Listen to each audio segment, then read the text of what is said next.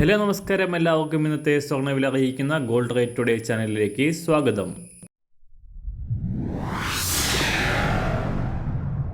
ഇന്നത്തെ സ്വർണ്ണവിലയിലേക്ക് കടക്കുന്നതിന് മുൻപായി എല്ലാ ദിവസവും സ്വർണ്ണവിലയും വെള്ളിവിലയും സ്വർണ്ണത്തെ സംബന്ധിച്ച് കൂടുതൽ വിവരങ്ങളും യഥാസമയം ലഭിക്കാനായി സ്ക്രീനിൽ വലതുവശത്ത് കാണുന്ന ചുവന്ന നിറത്തിലുള്ള സബ്സ്ക്രൈബ് ബട്ടൺ അമർത്തിയതിനു ശേഷം തൊട്ടടുത്ത് കാണുന്ന ബെൽ ബട്ടൺ കൂടെ അമർത്തി തുടർന്ന് വരുന്ന ഓപ്ഷൻസിൽ ഓൾ എന്ന് സെലക്ട് ചെയ്യുക.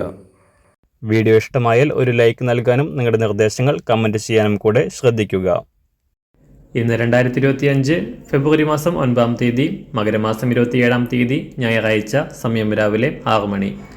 ആഴ്ചയുടെ അവസാന ദിനമായ ശനിയാഴ്ച സ്വർണ്ണവില വീണ്ടും ഉയർന്നു.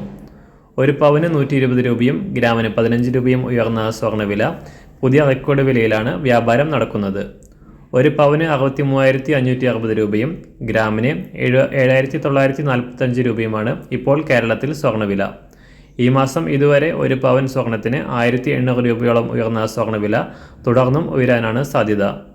US പ്രസിഡന്റ് ഡൊണാൾഡ് ട്രംപിൻ്റെ പുതിയ നയങ്ങൾ മൂലം ലോകമാകെ നിക്ഷേപകർക്കിടയിൽ ആശങ്കയും സാമ്പത്തിക അരിക്ഷിതാവസ്ഥയും മൂലം സുരക്ഷിതമായ നിക്ഷേപം എന്ന നിലയിൽ സ്വർണത്തിൻ്റെ ഡിമാൻഡ് ഉയർന്നു നിൽക്കുന്നതാണ് സ്വർണ്ണവില ഉയരാൻ ഇടയാക്കിയത്.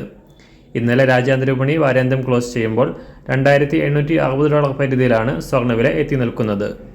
ഇന്ന് ഞായറാഴ്ച വിപണി അവധിയായതിനാൽ സ്വർണ്ണവില മാറ്റമില്ലാതെ തുടരുകയാണ്. ഇന്ന് രാവിലെ സ്വർണ്ണവില അന്താരാഷ്ട്ര മാർക്കറ്റിൽ ഒരു ഔൺസ് സ്വർണത്തിന് $2,860.